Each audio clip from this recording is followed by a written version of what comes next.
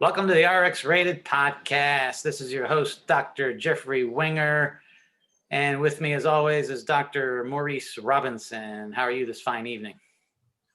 I can't complain. It's a beautiful Saturday. I don't have to work. So I'm happy. It rained all day here, and I did have to work, so that kind of sucked. I was out in the rain all day, but I got off fairly early, so I was pleased about that. I should change the way I introduce the show. I do it exactly the same, but I guess the continuity is what people like, right? So I probably should leave it alone.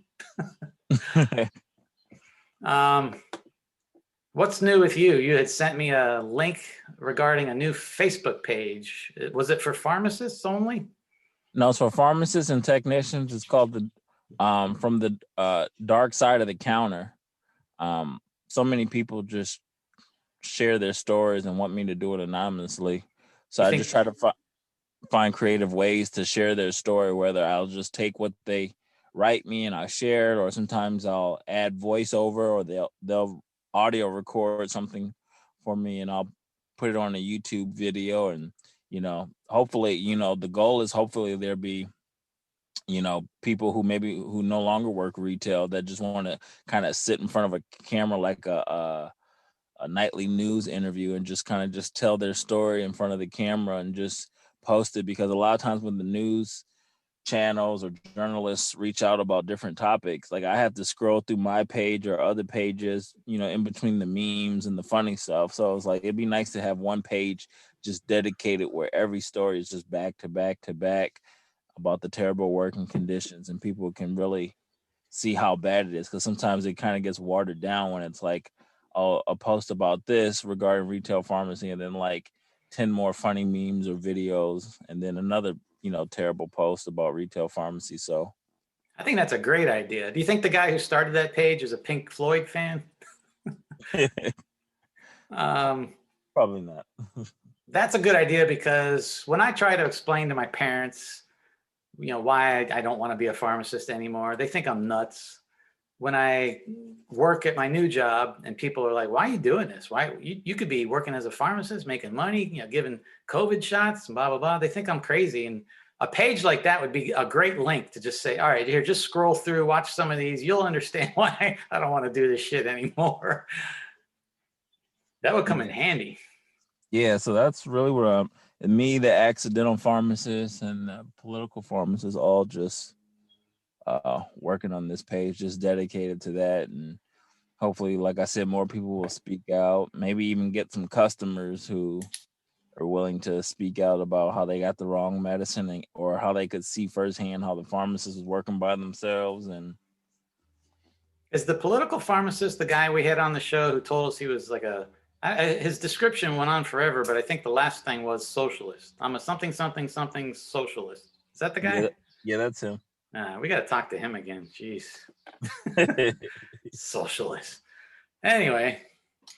I made a doodly video, a quick explainer video about why pharmacists hate being pharmacists in the retail setting. It's probably like a minute, but it's kind of funny because it's, I'll send it to you, but it's a little doodly animation. I saw it on Instagram. There's a couple different parts, right? There's part 1 and part 2. Yeah, because you can only show so much. So, but like I have it up on YouTube, but I was like, for all my friends to say, why you hate retail? I'm like, here's a quick minute and a half why pharmacists hate working retail. Real quick, how do you upload videos to Instagram? I usually upload them to TikTok. Well, usually most places will give you the option once it's posted to share it to other platforms. And so I just click that, whatever pops up. That makes sense. Do you want to talk about some of the most recent YouTube videos you've put up besides that one? Let me see let me pop it open real quick.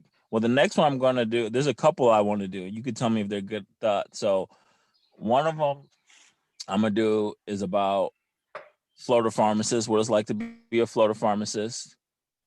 Another one is where I have a dream and I storm the Capitol. So I got a Vikings hat and I'm going to Larry Merlot's office, and like the guy with the Vikings hat. Yeah. And then another one I'm going to do is about pharmacy potlucks. I don't know why we still have those. And then the last one I'm going to do is about oh, what is the last one I was going to do? If it pops in my head, I'll mention it again. But I've I got like the one one more. you did when they take all day to do the delete list. That was reminiscent of the I don't do shit at work one, which is still my favorite. But it reminded me of that one. Like, why does it take them so long to do the delete list? There's 15 names on it. Like it's 11 o'clock. It's funny. I guess my sister's a pharmacy technician, and her boss went to pharmacy school with me. So she had messaged me and said, "Hey, my coworkers have requested that you do this." So I made the Oh, video, and then they reached out to me, go like, "We're so happy that um, your sister got our request because she's the one who takes all day to do the delete list." Oh, that's and the funny. other one is, what if Jesus was a pharmacist? Because so many people just lie to us in retail, but Jesus, he knows when they're lying. So I thought it'd be funny if people try to lie about like, oh, it's refilled too soon because you guys shorted me, and then the pharmacist is Jesus is like, no, no, you've been doubling your Xanax. Or the lady is upset and drives it. She goes, Jesus Christ, and Jesus pops over there, goes, what'd you say? That sounds awesome. And you could do a thing where they're being rude to him, and he's like, "Hey, do unto others as you would have them do unto you." Something like that. Yeah. So that's the other one I'm working on. Cool. Looking forward to those. Well, I know sometimes we do articles that are pharmacy related, and sometimes we do political ones. Let's start with the pharmacy stuff because I know we have listeners who don't like the political stuff. We'll save that for last. But I think you sent me this story from NBC News titled Survey by Ohio Regulators Shows Stress Fatigue Among Pharmacists at Chain Stores. And they say that pharmacists are reaching a breaking point, and half of them don't even have adequate time to complete their job safely. And that's the key word, safely. And I'm thinking only half said that. I'm thinking maybe 85% feel that way. Maybe some of them are afraid to speak out, but it can't just be half. Doesn't that seem low to you? Yeah, did I actually send you the link to of the actual questions? I had that too as well. And I as I you was did looking, a video where you read the questions, right, and answered them or well, something. that was my own survey that I Oh, just that's did on my right. own. I guess Ohio did their own. Like question 2 says, I feel that my employer provides a work environment that allows for safe patient care. 692 said strongly agree, which they're probably on some type of substance. Uh, It was a 4,000 person survey, right? yeah, 1,208 said agree, 641 said neutral, Neutral. 956 said disagree, and 657 said strongly disagree. So it's almost like 50-50 on all these questions. And I would think it would be the other way around, where it's like you said, like 80%. Yeah, no shit. Well, who are these neutral people? They're just too cowardly to speak up. Come on, people, get your guts together, and we got to speak out, or it's never going to get any better. It's never going to change, right? Yeah, and there's like so many comments and people stating just terrible. Well, the thing I like about it is that like mine wasn't state specific. This is specific to Ohio, Yeah, so Ohio really had no choice. Where even with mine, I said if I would do it again, I would love a state specific one because you send it to the board of pharmacy. There's nothing they could do with my survey, but that's with true. this one, that it's the state of Ohio. So Well, hopefully every apparently, state will do that. this survey resulted in the Ohio Board of Pharmacy voting unanimously to create a committee to make recommendations on addressing the issues that were raised. My question is, will there be one pharmacist on that damn committee? It seems like every time they form a committee, there's no pharmacist there. It's just a bunch of politicians or lawyers or something, right? Yeah, and it shouldn't be people that also work for. Yes, I get it, but we're supposed to be helping people, and you can't have some frazzled pharmacist who's been there for 12 hours, who's about to pass out from fatigue. It's going to kill somebody. Some pharmacists and technicians spoke directly to NBC News. And they said, I can't eat, can't go to the bathroom. They cry in their cars every day after work. They can't sleep because they're worried they made a mistake.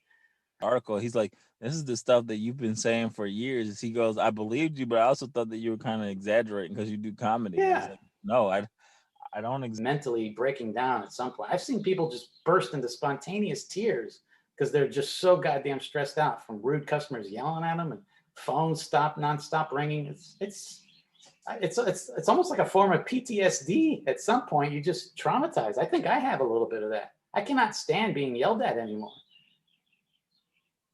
Someone yells at me and I just like, I can't take it. I was yelled at for 20 goddamn straight years. I don't want to be yelled at anymore. Nobody yell at me, please.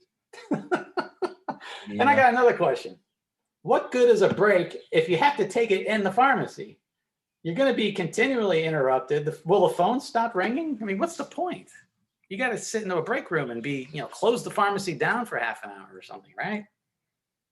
Yeah. I had a lady put a complaint on me. She said I was in the pharmacy without a mask. And the manager came back there and asked me why I wasn't wearing my mask. And I said, because I was on my lunch break. And where were you on your lunch break? In the pharmacy the whole time? Right. Yeah, in the pharmacy. So that's why I was like, why do I, it's like, I can't even eat in peace. Somebody's complaining. Like, what do you want me to put the mask on in between bites? I've seen people do that. That's insane. Does anyone understand how science works? It's like the COVID's going to stop because you've got a little plastic shield in front of you. It can go around, it can go under, it can go over. That shield isn't doing jack shit. By the way, neither are the masks, but we won't get into that.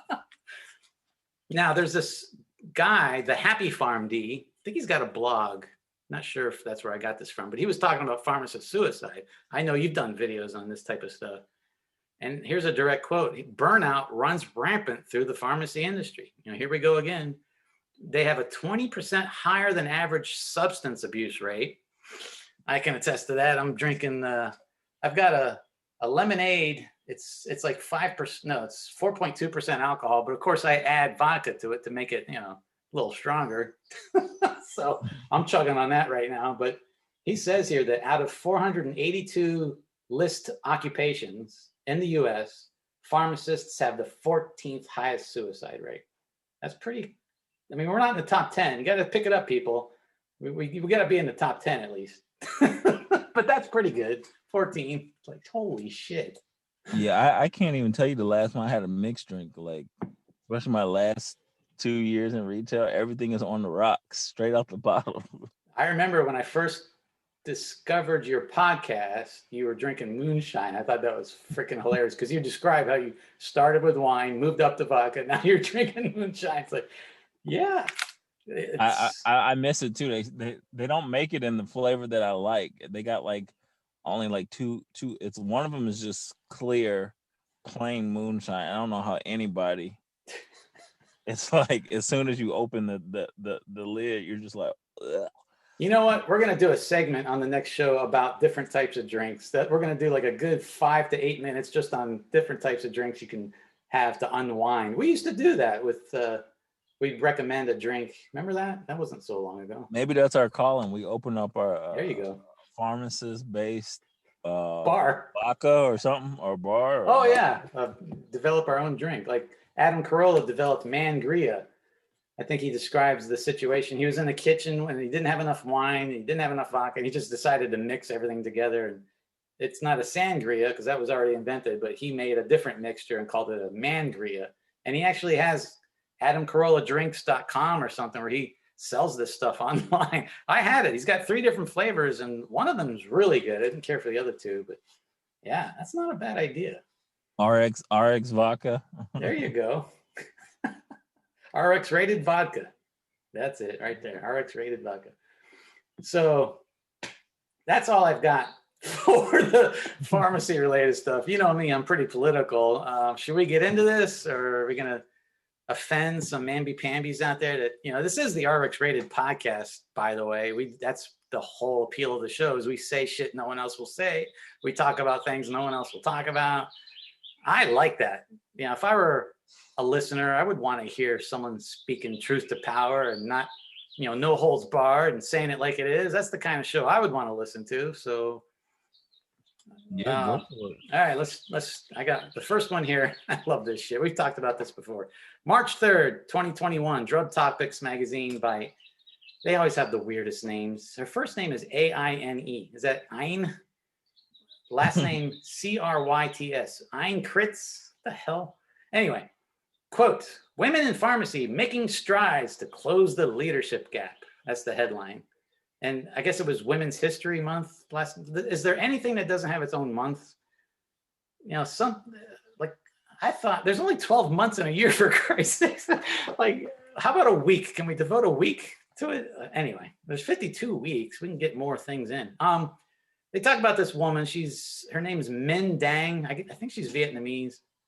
And she tells an anecdote where the patient assumed that she was not the pharmacist because she's a woman, because back when she got into the field, most pharmacists were white males and blah, blah, blah. And now women are in the majority, but leadership roles lag. I'm thinking, when is this going to end? They're always going to find something.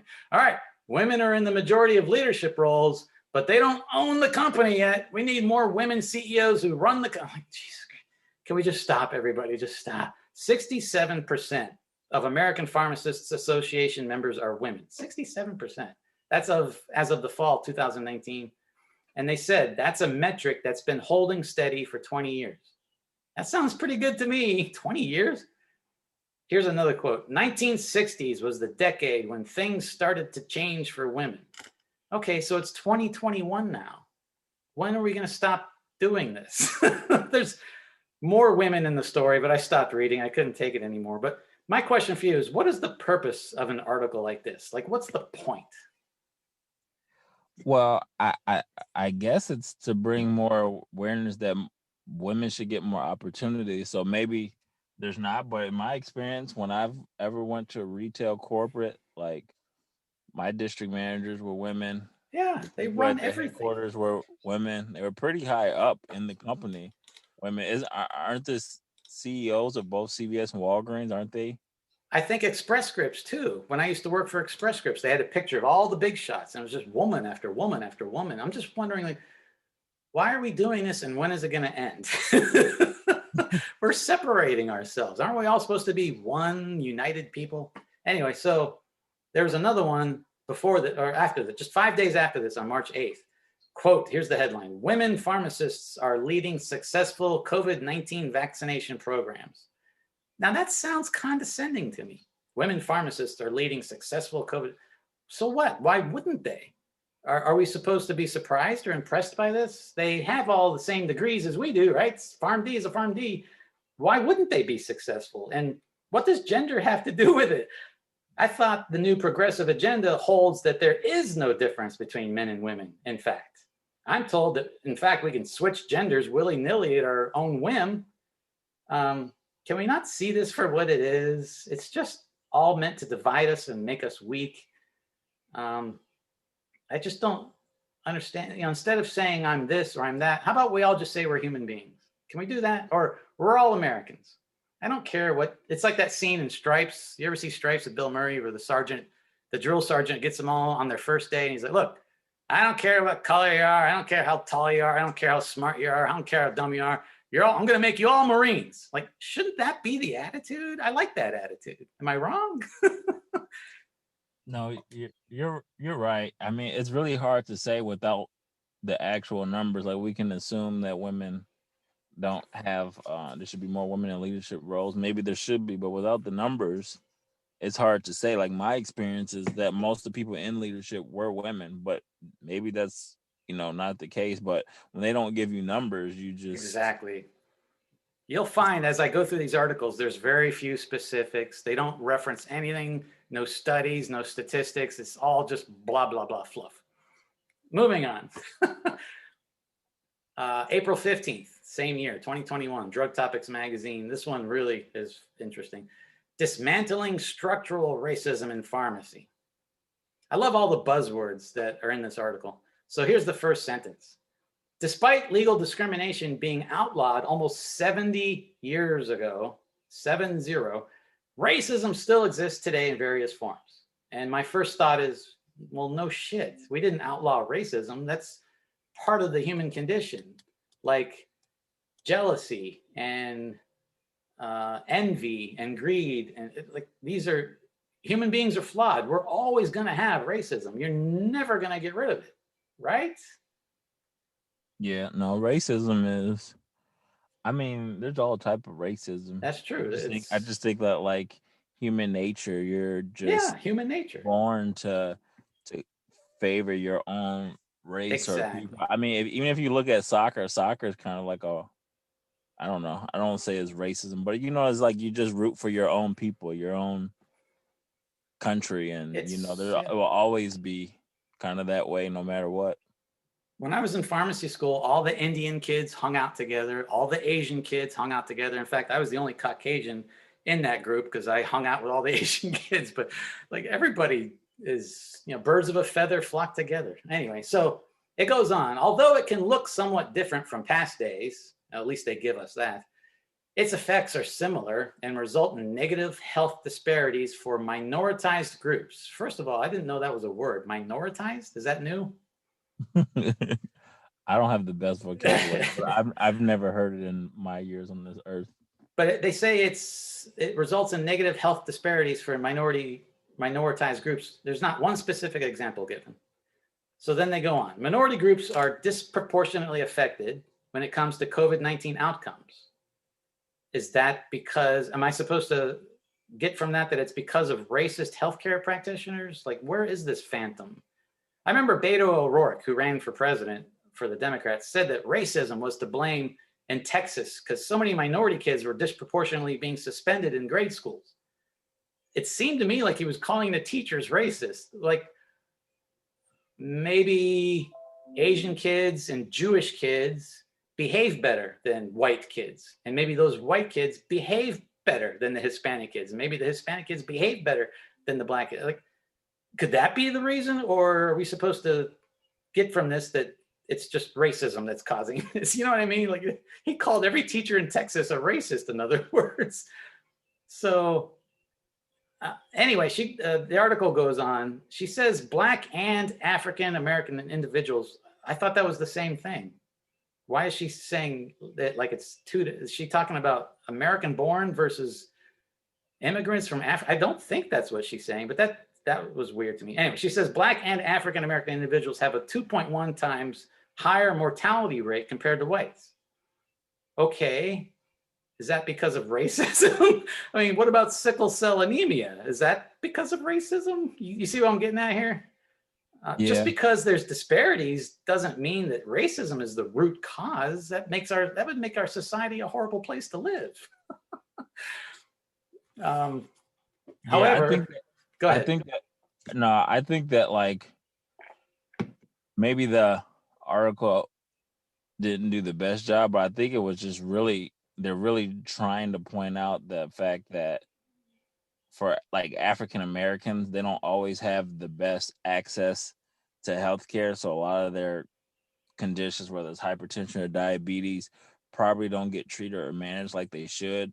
Like even at the clinics that I have or the health initiatives that I were doing, a lot of people said that because they had, state health insurance, a lot of places won't take their insurance anymore because the state takes so long paying them back. So they just don't go to the doctor. So now they don't have like access to care because they don't, because of their insurance. And I think that with COVID hit, people who, had uncontrolled diabetes or hypertension or other conditions, or maybe just had untreated asthma, just, that their outcomes once they got COVID were a lot worse. And I think we started to see that with COVID, but maybe the article didn't quite capture that. That's a good point. I mean, here's a sentence that I didn't understand. She says, this is Lakeisha Butler, professor of diversity, equity, and inclusion at SIEU School of Pharmacy in Edwardsville, Illinois. She also has a PharmD. She says, however, unlike COVID-19 being a novel virus, racism is far from being novel and new. What is she talking about? I mean, that sounds very profound, like it should be in a fortune cookie, but I don't understand what she's getting at. Everyone says, we need to have an open dialogue regarding racism in this country, but whenever you try to speak out or maybe disagree with someone like this, you're called a racist and told to shut up. I don't know what that sentence is implying or getting at, but she goes on and says that discrepancies are, quote, not due to genetic or biological differences between groups or individual choices made during the pandemic. Well, surely that accounts for some of it, doesn't it? Historical and contemporary racism, she refers to, doesn't give any examples, again, impacts healthcare, housing, employment, and other societal or other social factors are to blame. Sounds like she's calling America racist, because now she's getting into not just healthcare, but housing, employment, and other social factors is to blame. What are the other social factors to blame? I don't know. Like, I I would think that, when someone who's a minority goes and sees a doctor, I would at least hope that that practitioner, treats them like they would do any other. Like anybody, especially if you go to the ER or something. Like, are the ERs in the inner cities not as well stocked as ERs in suburban areas? Is that what she's trying to say? I think it's either it either might be a race issue, or maybe it's more likely it's like a socio-economic issue, like a rich versus See, I would buy into that more. That sounds better to me. Yeah, I think now we need more data. I mean, they're still collecting it, but like I said, you can any article, no matter what you read, without actual numbers, if for damn sure ain't in this article. She goes on. Here's a quote. It is crucial to peel back the layers in order to understand that these disparities are rooted in structural racism that still manifests today. Okay, give me the name of one person or institution who's doing this so we can sue them. Peel back the layers in order to understand. Okay, what layers? Tell me who's doing this and let's go get them. I'll go get them with you. She says that, when hearing that certain groups are most likely to die from certain disease states, this further perpetuates the ideology that there's something different about those individuals. I'm thinking, duh. Some people, aren't white people more likely to die from heart attacks, but blacks are more likely to die from congestive heart failure, something like that. Like, we studied this in pharmacy school. Asians lack the enzyme to break down alcohol, so they can't really drink. Same with Native American Indians. I mean, there are differences biologically, but she says, no, there's no difference. We're all the same. But then I keep hearing that, diversity this and diversity that, and isn't diversity good? Well, doesn't diversity imply that we're not all the same? Hence the word diversity. Like, we're diverse. We're not. I'm lost. I don't know what she's talking about. And then she goes on about the history of racism in the United States. She doesn't explain exactly how this affects minority health in present day America. You alluded to it a little. And then she says, and although this discrimination is illegal today, she said it again, it's illegal. It's been illegal for 70 years. The consequences of these policies have had lasting effects on minorities. She doesn't say how. You gave a good answer, insurance maybe. But she doesn't give any, how is this affecting people today, this past history that we have? Again, she says, here, another one. Now we are about 70 years of having discrimination illegal, but we still have a lot of work to do to dismantle the hundreds of years of structural racism. I guess, I feel like we're doing pretty good. I mean, when you look at the rest of the world, there was a time when blacks weren't allowed to run for public office. Now we've got blacks all in Congress, House of Representatives, the Senate. We had a black president for 2 terms, Secretary of State. I mean, I think we're doing pretty good. I mean, Kamala Harris is the VP. what more do you want? Like, show me another country doing better than us at this sort of thing, right? Yeah, I think kind of what it was. There is a difference in kind of the outcomes from COVID from blacks to whites, but I think it has more so to do with like access to care and figuring out why don't blacks have as much access to care as whites, or why are their conditions not as well managed as whites, or Exactly. There's a lot of factors that go into this. What's your diet like?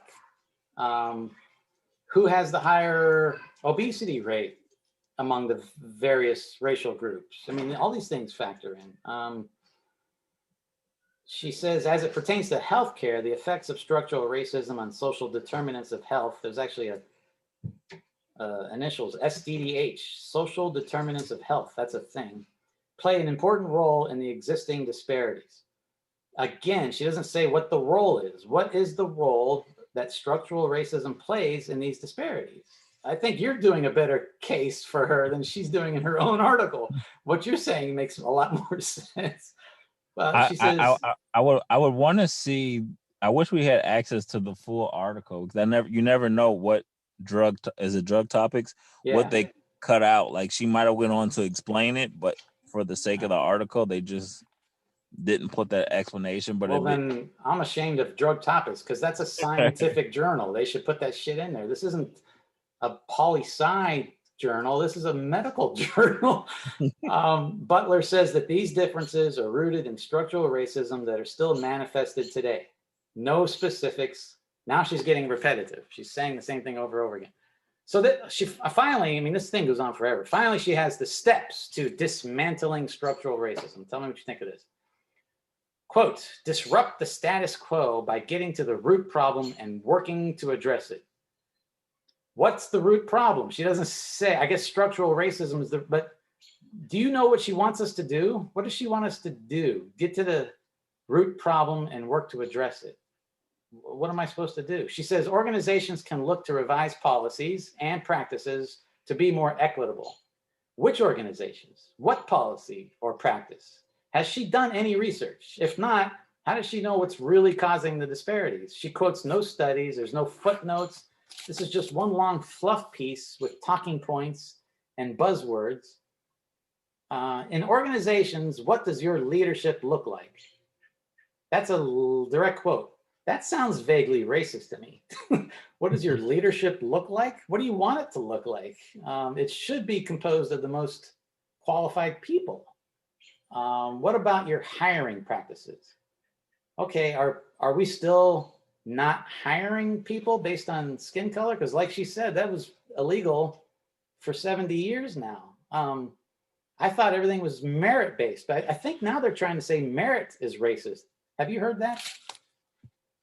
No, I haven't. I mean, I know like diversity would be great, because if you have like, let's say you got a board, some type of medical board, and let's say everybody's white or everybody's black. Like, if everybody's white and they say, what are health issues that we should focus on, they probably will focus on issues that they're aware of that affects their community. So like, That's a good point. and even if the board was all black, they're probably like, man, we should focus on hypertension and diabetes, but maybe they wouldn't focus on, you know, uh, smoking and things like that, because it doesn't affect black people as much, or whatever. So that's why I think diversity would be great, and that would help, to build a health system that will help all races and everybody. So that, I think that there should just be more diversity, but I think everybody is aware that more diversity would, just more ideals at the table in a lot of the healthcare fields. And it kind of just depends on where you're at. There's some places, there's a lot of probably qualified African Americans that maybe aren't in positions higher up on the board that makes the decision of what programs are going to be implemented. In some areas, there's probably just not enough there for them to even hire and bring onto the board. So it's a lot of issues, but it's hard because you have to do it like case by case. It's like when it comes to like race and racism, it's hard to paint a broad picture and apply it to everything. So that's Yeah. what really makes it kind of difficult. All right. Can you explain this sentence to me? Engaging minoritized, there we go again. Engaging minoritized individuals as shared stakeholders is particularly important in creating a space for them to be heard. I think you just answered that, right? Yeah, that kind of goes to what I was saying. Okay. Diversity, equity, and inclusion must be tied together. And Butler explains that diversity can be termed as having a seat at the table, but not necessarily having your voice heard. So it's not enough to get them in there. They have to be given the floor, in other words. Okay, I think I understand that one. That was a good one. I think we should fund, like everybody should get together and fund a 1-800 number where minorities can report specifically when they're not being heard. Like, look, I'm on this board at Express Scripts and they never ask for my opinion, and bring it to the forefront and let the media would jump on that in a second. And I think that would be a great way to target this shit, right? Get a 1-800 number where people can call in and say, I work here and I'm not being listened to, right? That sounds like a good idea. I'm Yeah. gonna pat myself on the back for that one. I mean, one example I could give to, I was in this meeting and I was the only Black person, but most of the patients that they were dealing with were African Americans, and they were saying that they need to focus on the reason why the hypertension is, a lot of the patients weren't meeting goals for their hypertension is because they weren't eating properly, and it was their diet and should be changed, and kind of just the cultural aspect of the type of foods that African Americans eat. So I brought to the conversation, I said a lot of these areas, they're food deserts. There's no grocery stores for them to go to where they could get healthy food even if they want to, and on a low income budget. You're not about to spend $12 to just get some lettuce and a few things when you can use $12 and get a couple meals at Wendy's or McDonald's. And everybody's like, oh, well, that's a good idea. How can we go about getting people access to healthier options if they live in an area that doesn't have like a grocery store? So like having me on there really kind of helped. And I think that's maybe what she was getting to, was just, if you have more diversity, and it's not just, having more minority, I think it's good even for maybe medical boards that are all Black, like getting people that are like white or Asian or Indian on there, vice versa, would really help as well. That's a good point, because healthy food is more expensive than the cheap shit, isn't it? I mean, you ever shop at Whole Foods? Jesus Christ, their prices are ridiculous. Um, so yeah, that's a good point. It's more expensive to eat healthy. And leadership opportunities, I mean, that's, you got to work your way up through the company. So maybe like affirmative action, we can get some of them through the system a little faster instead of having to work your way up because, well, this guy's got seniority. He was here first, but I didn't have that opportunity. That's why he got there first. So yeah, I could see some sort of quasi quota, perhaps. I hate using the word quota, but yeah, that's a good point. This is the end. I'm almost done. She says the cycle of socialization is an activity that can be used to understand how one helps to maintain an oppressive system based on the messages that have been taught regarding race. I don't understand what that means. The cycle of socialization, I'm already lost, is an activity that can be used to understand how one helps to maintain an oppressive system based on the messages that have been taught regarding race. I don't understand what that means. And then she says, speak up on behalf of minorities. Okay, to who? I'm just a schlub. You want me to go up to the CEO and say, hey, how come you're not hiring more Black people? Like, I'm going to get fired. I don't know what she wants me to do. It goes on, but I think I've made my point. Like this whole thing, she doesn't quote any specific studies. She doesn't call out any specific organizations or the CEO of Express Scripts, this guy, blah, blah, blah. There's nothing here. It's just a lot of fluff. I guess she says, as a healthcare provider, it's also important to view patient encounters with equity and trauma. And trauma? Pharmacists should acknowledge racial injustice happening in different groups and how it's affecting the patient. Again, I don't know how I'm supposed to do that. How do I acknowledge racial injustice? I'm just a retail pharmacist. I don't know what's going on out there. And then she finishes by saying, attaining equity for all patients is the ultimate goal, which sounds good, but what does that mean exactly? Is that even possible? How do you attain equity for all patients? Some groups are, like we said earlier, just more susceptible to certain. Asians can't drink alcohol. I learned this in pharmacy school. I mean, they can, but they're going to get drunk easier and faster because they lack the enzyme to break it down. What am I supposed to do about that? You know what I mean? Anyway,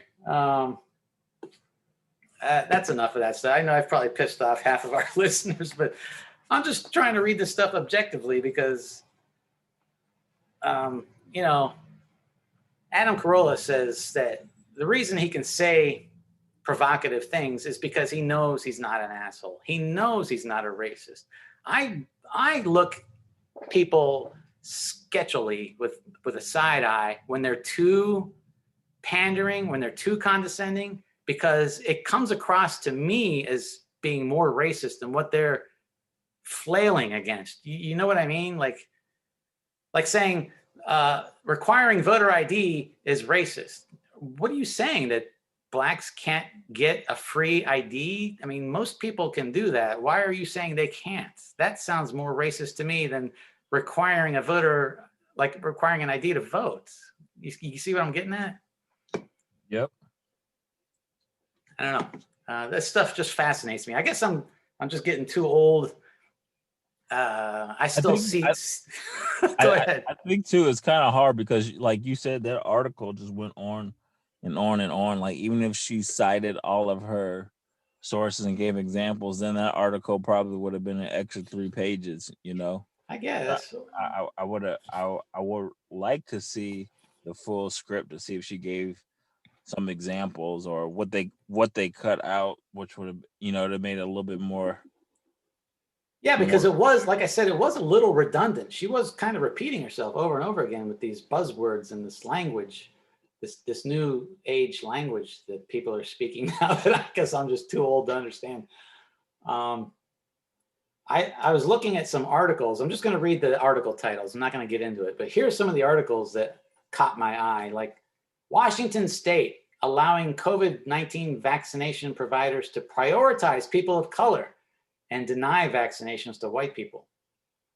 I wonder if she would support that, because that sounds like the kind of thing she's talking about. Like, we got to get more, we got to prioritize minorities, but this actually says at the same time we're going to deny it to white people. That didn't sound good. The Democrats are blocking Ted Cruz's amendment that would ban funding colleges that discriminate against Asians, like Harvard University actually actively discriminates against Asians. Did you know that?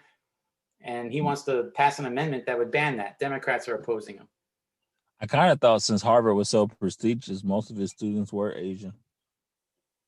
Well, there's too many of them. That's the problem. The Asians are doing so well that we gotta start discriminating against them to make room for other people. Tulane University holds segregated racial healing spaces in wake of Chauvin verdict. Is that how you pronounce it? Chauvin? Now we're segregating voluntarily, apparently, on universities. And by the way, the Chauvin verdict regarding George Floyd was not a sign that the system is working, according to AOC and Kamala Harris. He was guilty on all 3 charges, but that's not good enough. AOC and Kamala Harris said that doesn't mean that the system's working. You see what they're doing here? They want to divide us. Here's another article. BLM activists protest police shooting, leave after learning the man was white. The Philadelphia Police Department has new protocols. They're not going to arrest people for nonviolent crimes anymore, or they're thinking about it.